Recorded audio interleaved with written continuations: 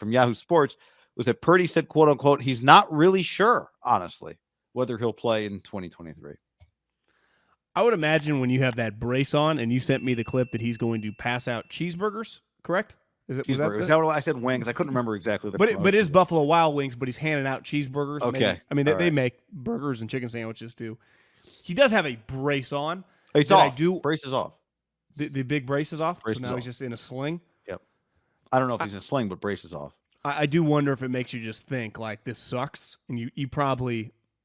I know my first reaction would probably be to lean negative, then lean happy, and maybe once you start throwing, maybe he's just not in the best headspace, and that's why his agent's getting him these side deals. Do you judge him at all? Like, are you?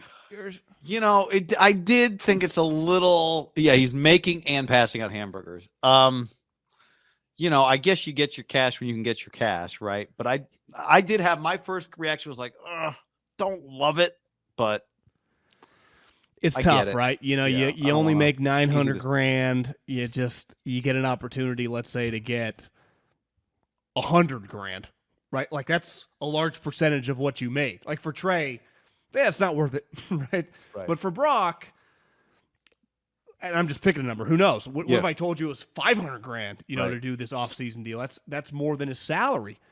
And maybe he could, he lives in Arizona, 1099s it. He's, he writes off some travel stuff, and boom, he's. Yeah, that's a good point. You just go like, how can I turn down? I am like my dad almost lost his business, and I'm going to turn down $100,000 for 1 day of work. Again, we're making up the number, but I don't think that's an unreasonable number. 50. Let's say it's 50. Let's say it's 50. Yeah, I'm going to turn down $50,000 for a day of work. Like I got to do that. Like I could understand that. Yeah, and. Don't you just realize after your arm gets split that it could end at any moment? Like, because my first reaction, old school, like, sports writer in the 80s, like, what the fuck, man? Is this, what are we doing? Shouldn't you be watching film that day? And then it's like, I'd take the money. And then I think when you factor in how much he makes, I think it's, what's crazy is, and listen, he makes, I think, top 10% of the base, he's a high percentage even in the area he lives in, but still he's like, well, after taxes, rent, it's not like I bet he feels like he's swimming in money. Plus he probably maybe his agent's probably like, hey man, look, you do this, if things go well this season, you could just be on a national ad campaign for the next few years, and that would be, Klay Thompson's done Buffalo Wild Wings. I don't know if there's some Bay Area. He's the 49ers starting quarterback, right? Well, okay, but is he? Kyle has said he's coming back week 4 at the latest. John Lynch is like, he is back. No questions about it. Brock says, I'm not really sure, honestly, when asked if he's going to be playing this year. Now, is that just Brock? Like, is that how Brock thinks? Like, what if Brock's like a smaller, version of Kyle, just kind of leans negative? Super negative. I think there's something too. He's just not I think he is an under-promise, over-deliver guy, not an over-promise. Like, I'm going to tell you what I'm going to do, and then I'm going to do it. It doesn't seem like his style. So it could just be his stock answer if he had a sprained toe.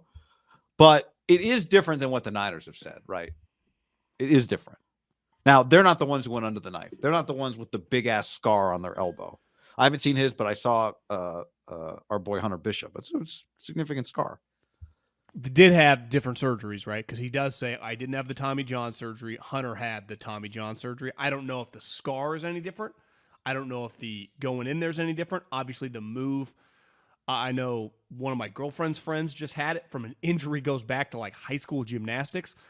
She's like, my elbow actually doesn't hurt. It's my fucking hamstring and knee where they took the tendon from is in a lot of pain. So did Hunter have the full? I thought Hunter just had the same surgery as Brock.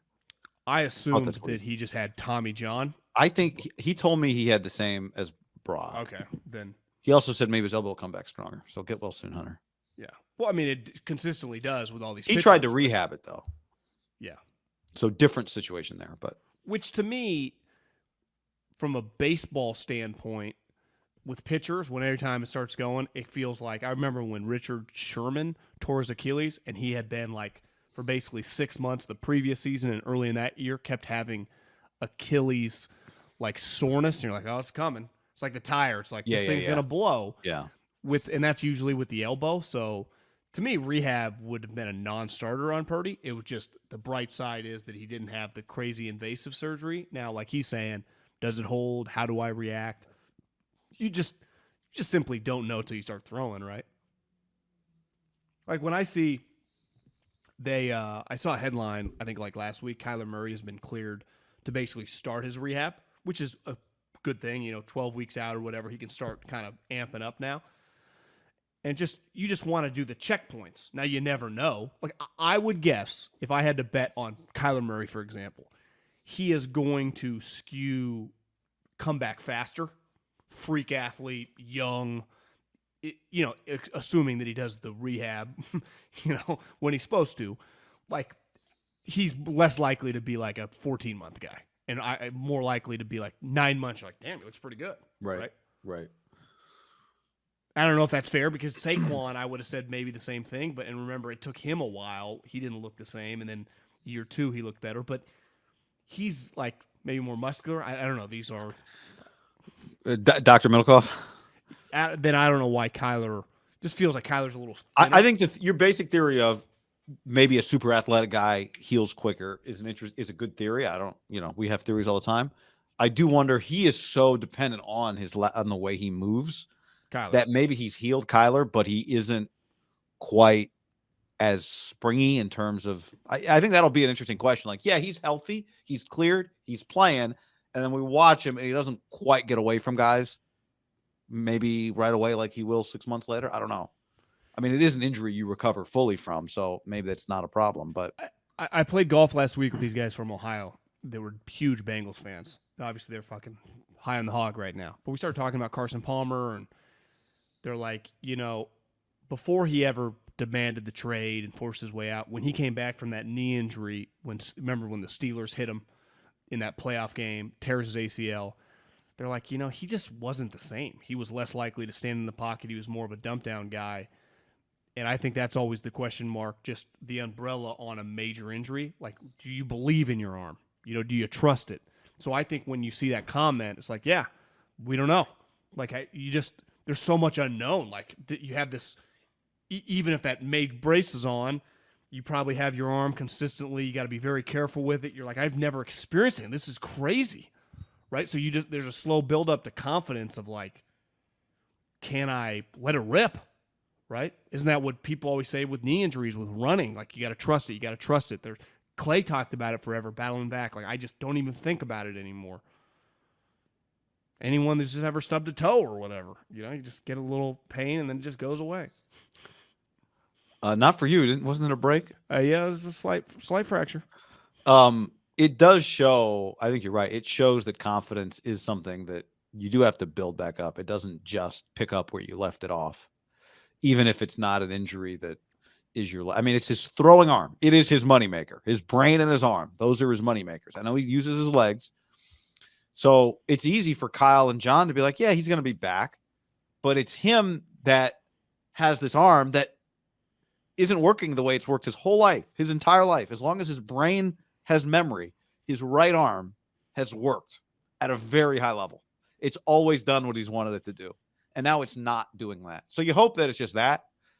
It does seem like he's hitting, that like the fact that he's showing up Monday for the Niners is just part of a natural progression of what is part of a healthy recovery. But I think it shows just how easy it is on paper. And John and Kyle are on paper.